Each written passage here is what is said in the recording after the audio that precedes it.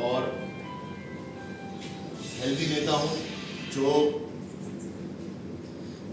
लड़ाई लड़ेगा, ग्राउंड पे उतर के लड़ेगा और घर घर जाके सबको समझाएगा कि हमें किस चीज़ की ज़रूरत है। अभी हमें मंदिर मस्जिद ये चीज़ों की ज़रूरत नहीं, अभी हमें स्कूल की ज़रूरत है। बच्चे पढ़ेंगे तो उन्हें समझ में आएगा। कौन से घर के अंदर ऐसा है कि आप देखिए, मुझे बहुत सारे हिंदू मिलते हैं, उन्होंने गीता नहीं पढ़ी, बहुत सारे मुसलमान मिलते हैं जिन्होंने कुरान नहीं पढ़ा। तो एक्चुअली में लोगों को धर्म क्या है वो पता ही नहीं है। जब तुम पढ़ोगे तो पता चलेगा कि कोई गीता ये नहीं कहती कि तो मुसलमानों को मान दो, कोई कुरान में ये नहीं लिखा, कुरान के अंदर ये लिखा ही नहीं है कि आप हिंदुओं को मार दो या मंदिर तोड़ दो। ये इंसानों की बनाई हुई चीज़ है। इसको धर्म पे थोप के लोग राजनीति खेल रहे हैं। तो आप तोड़ने की राजनीति बंद कर दो, जोड़ने की करो। आप अगर जोड़ दे हिंदू मुसलमान सिख ईसाई को तो भारत देश कहाँ पहुँच सकता है। सर मैं ये जानना चाहता हूँ, आप जब चुनाव में उतर रहे हैं, आप लोकप्रिय हैं, सोशल वर्क करते हैं, लोग आपको जानते हैं, बहुत अच्छी पहचान है। सीधे सीधे बीजेपी अगर बीजेपी के सामने लड़ रहे हैं और बीजेपी के सामने जब भी कोई लड़ता है तो या तो जेल जाता है या पर फिर कोई केस बनता है। क्या इससे आप डरे हुए हैं या फिर आप इसके लिए तैयार खड़े हैं? कहीं ना कहीं बीजेपी ने मेरा डर निकाल दिया है। मैं थैंक यू बोलना चाहूँगा उनसे कि देखिए, मेरे पे 9-10 झूठे मुकदमे हैं जिसके कोई हाथ पैर ही नहीं है। उसके बाद मैं जेल भी गया, मैंने सहा भी, मेरी फैमिली ने भी सहा। क्या अपने राइट्स के लिए आवाज उठाना ये गलत है? ये संविधान में मेरा हक है कि मुझे जो सही नहीं लगता मैं वो बोल सकता हूँ। क्या मेरे बोलने से आपको इतना फर्क पड़ रहा है कि आप मुझे जेल में डाल दे रहे हो?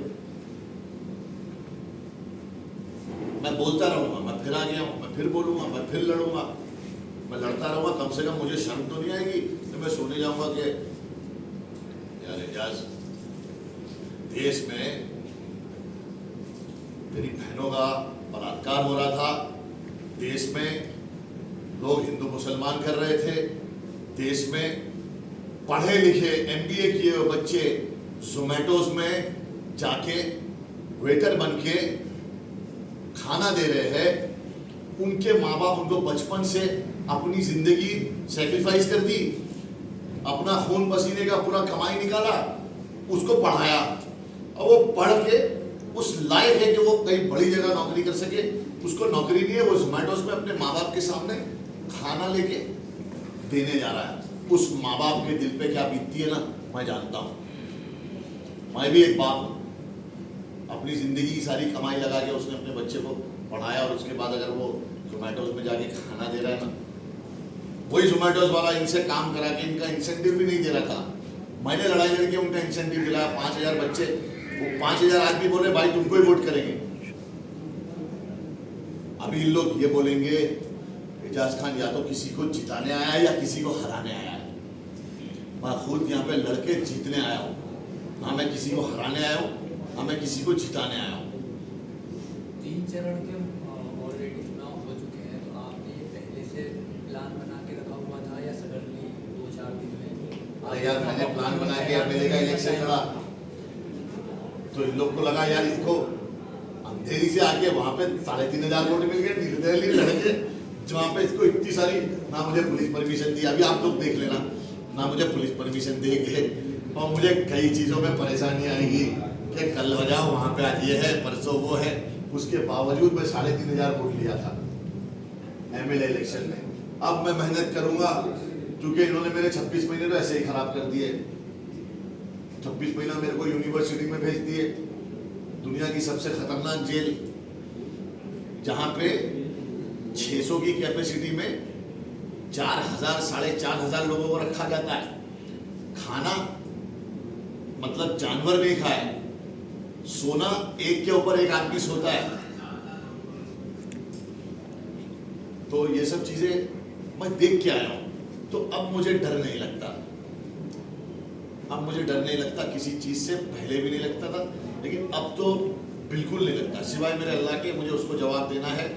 और उन्होंने मुझे अंदर से ऐसा फीलिंग दिलवाया है कि अभी छोटी मोटी ज़िंदगी बची है, कुछ अच्छा कर ले, जैसा तू करता था वैसा कर, सेहत है, तंदुरुस्ती है, करूँगा। इसलिए डंबल लिया हूँ कि डंबल निशानी कि एक तो डंबल उठाने के लिए पहले तो दिमाग और ताकत चाहिए, और उसके बाद तुम्हारे शरीर में वो जान चाहिए, वो ईमान चाहिए कि तुम उसको उठा सको, उसकी जिम्मेदारी उठा सको, और वो तुम्हें सेहत देगा। तो भ्रष्टाचारी जो चोर है, जो लोगों को लूटते हैं, जो गरीबों का खून चूसते हैं, जो गरीबों के नाम पे अपनी रोटी सेकते हैं, उन लोगों के लिए मैं बना के आया हूं, ताकि 100 लोग आ जाए तो मैं उनसे लड़ सकूं और इनके लिए इंसाफ मान सकूं। क्योंकि अब मैं जिस रास्ते पे हूं वहां पे मुझे डराया जाएगा, धमकाया जाएगा, मुझे रोका जाएगा, मेरी फैमिली को परेशान किया जाएगा, मुझे बदनाम किया जाएगा। अब और क्या बदनाम करोगे मुझे? फैजल भाई, हमें तो आप सच बोलते हैं, थोड़ा तरीका अलग है आपका बात करने का। लेकिन आपको लगता है आप टिकट लिए 10 आपके ऊपर झूठे केस में डाल के कुछ लोग फंसाने की तैयारी में लग गए होंगे आदि लोग? सर लग जाने दो, देखो वो तो जिल्लो मंतुसा, वो तो इज्जो मंतुसा, इज्जत और जिल्लत अल्लाह के हाथ में है। बोले जाको राके साइया मार सके ना कोई, ये लोग कुछ भी कर ले, ये मेरा कुछ नहीं बिगाड़ सकेंगे। मेरी जो शुरुआत हुई कुर्ला में, जब मैं गया तो मुझे माओ ने ऐसा वेलकम किया कि हिंदू मुसलमान का गेम ही खत्म कर दिए वो, कि एक मेरी माँ यहाँ से आई दाल गोश्त लेके, एक मेरी माँ वहाँ गुजराती, वो भी, और दोनों ने मेरे को दुआएं दी कि एजाज हम तुम्हारे साथ हैं बेटा, हम तुम्हें देखते आ रहे हैं यूट्यूब पे, एक्सप्रेस पे, तुमने कोरोना में इतना काम किया, तुमने कैंसर के पीड़ित लोगों के लिए काम किया, तुमने हार्ट पेशेंट लोगों के लिए काम किया, तुमने हॉस्पिटल की लड़ाई लड़ी, तुम जेल गए, सब पता है आम जनता को। इसीलिए ये लोग बौखला रहे हैं। अब ये लोग अंदर अंदर नीचे से मेरा नाम खराब करने की कोशिश करेंगे। देखो, नाम तुम्हें खुद कमाना पड़ता है, बदनाम तुम्हें ये लोग कर देंगे। फैजल भाई, आपको नहीं लगता कि आपकी स्थिति केजरीवाल जैसी कर दी है? भाई अभी फिलहाल मेरी स्थिति केजरीवाल से अच्छी है यार। फिलहाल तो अच्छी है, उनको तो खैर अच्छे नेता है वो। और देखिए, अगर आप उनके साथ नहीं हो, आप उनके खिलाफ हो, तो हम 26 महीना काट के आए केजरीवाल जी, हम मजे ले चुके ये चीज के।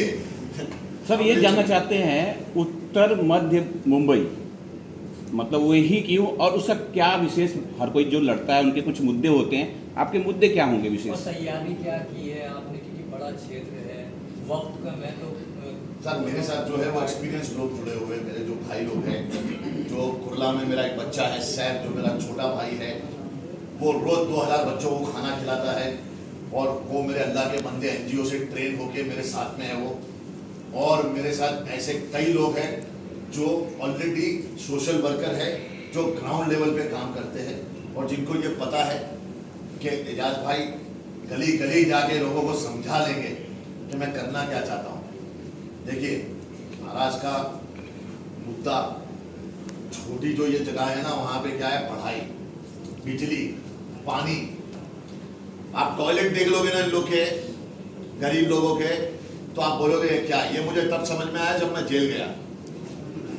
जब मैं जेल में 3 टॉयलेट में 300 लोग जाते थे, तब मुझे समझ में आया कि ये गंदगी, ये बास, इसके लिए कुछ करना चाहिए। कौन जा रहा है, कौन नेता नहीं जा रहा है। अब मेरे में इतना कूदा है कि मैं वो टॉयलेट के अंदर टॉयलेट करके उनका दर्द समझ सकता हूँ कि जब 50 लोग खड़े लाइन में और 3 टॉयलेट है तो कैसा फील होता है।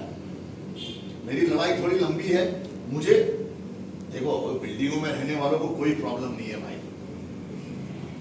ये आंसू, ये जज्बात तुम बेचते हो, गरीबों के हालात तुम बेचते हो। भाई पिसता गरीब आदमी है, चाहे वो हिंदू हो मुसलमान हो, पिसना उसको ही है। ये जो बिल्डिंग में रहते हैं ये सब लोग तो मजे ले रहे हैं, उनको कौन सी लाइट की प्रॉब्लम है भाई। लाइट गई तो जनरेटर आ जाएगा।